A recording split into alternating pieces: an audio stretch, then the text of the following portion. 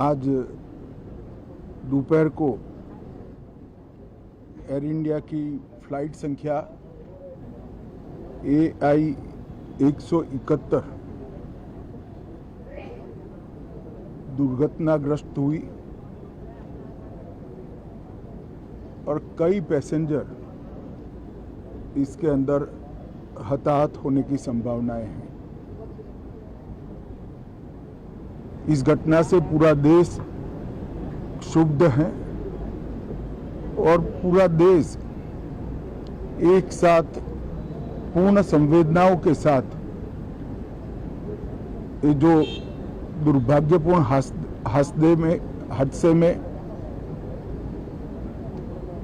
Passenger हताहत हुए हैं, इनके परिजनों के साथ खड़ा है।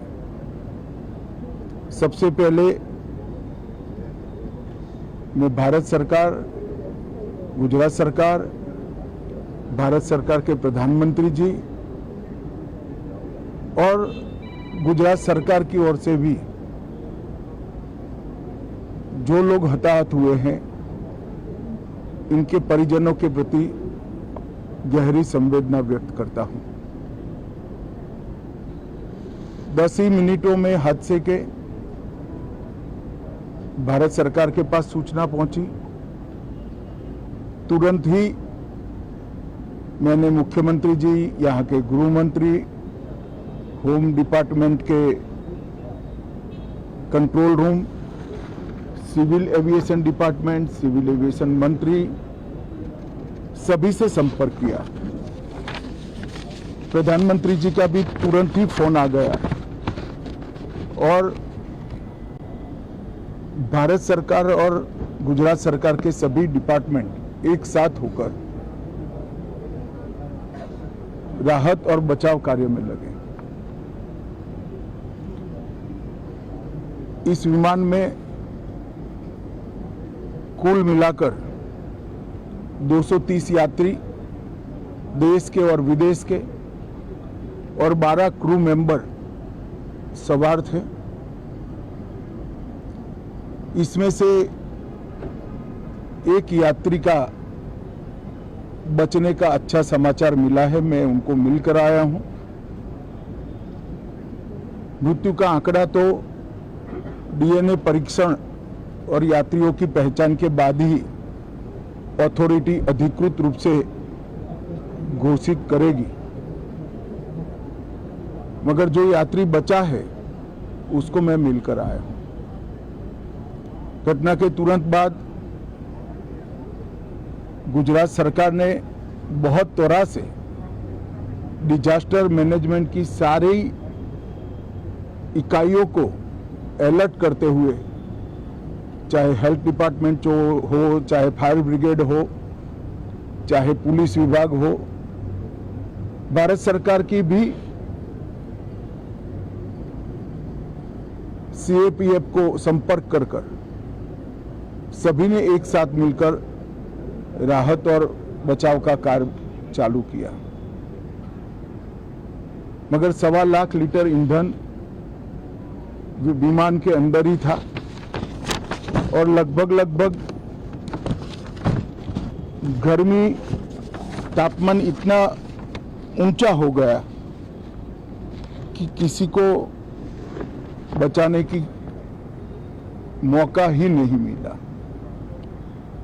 अब मैं घटना स्थान पर भी जाकर आया हूं। सारे यात्रियों के मृतदेह को बाहर निकालने का काम लगभग समाप्त हो चुका है। जितने यात्रियों के परिजन यहां पहुंच चुके हैं, वो सबका DNA लेने की कार्यवाही भी 2-3 घंटों में समाप्त हो जाएगी। विदेश में जिनके परिजन हैं, उनको सूचना देने की कार्यवाही समाप्त हो चुकी है और जैसे ही पहुंचते हैं उनके भी DNA सैंपल लिए जाएंगे और मृतदेहों की पहचान के लिए जितने मृतदेह मिले हैं, इनके भी DNA सैंपल लेने की कार्यवाही समाप्त हो चुकी है। गुजरात में ही लगभग 1000 के आसपास DNA टेस्ट करने पड़ेंगे। ये सभी टेस्ट करने की क्षमता गुजरात में विकसित है तो डीएनए टेस्टिंग के लिए कहीं गुजरात के बाहर जाने की जरूरत नहीं पड़ेगी। गुजरात की एफएसएल और नेशनल फॉरेंसिक साइंस यूनिवर्सिटी दोनों मिलकर कम से कम समय में डीएनए का परीक्षण पूरा करने के बाद परिवारजनों को अपना मृतदेह परिजन का मृतदेह सौंपने का काम करेंगे। उनके रहने की सुविधा, उनकी सांत्वना की सुविधा, जिनको मेडिकल प्रॉब्लम ट्रॉमा के कारण हुए इनकी मेडिकल की सुविधा, ये सारी व्यवस्था बहुत सुचारू रूप से हो चुकी है। अभी रिव्यू मीटिंग में सारी व्यवस्थाओं को हम सब मंत्रियों ने साथ में मिलकर देखा है। एविएशन डिपार्टमेंट ने अपनी जांच शुरू कर दी है और जांच तेजी से आगे बढ़े इसके लिए भी एविएशन मंत्री जी ने सूचनाएं दी है। मैं फिर से एक बार राहत काम में जिन जिन एजेंसियों ने त्वरा के साथ बचाव और राहत का काम किया वो सभी का धन्यवाद करना चाहता हूं और फिर से एक बार जिन्होंने अपने परिजनों को गंवाया है, हताहत हुए हैं, वो सभी को मनपूर्वक संवेदनाएं व्यक्त करता हूं। मैं एक बात जरूर कहना चाहता हूं कि ये एक्सीडेंट है, एक्सीडेंट को कोई रोक नहीं सकता, परंतु 365 दिन 24 घंटा इस तरह की घटना के लिए प्रशासन का जो अलर्टनेस है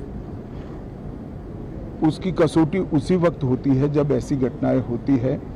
और आज गुजरात के डिजास्टर मैनेजमेंट की तैयारियों का एक प्रकार से दुर्भाग्यपूर्ण तरीके से मगर कसौटी हुआ और बहुत त्वरा के साथ यहाँ पर काम किया गया, वो पूरे देश के मीडिया के सामने और परिजनों के सामने भी आया है।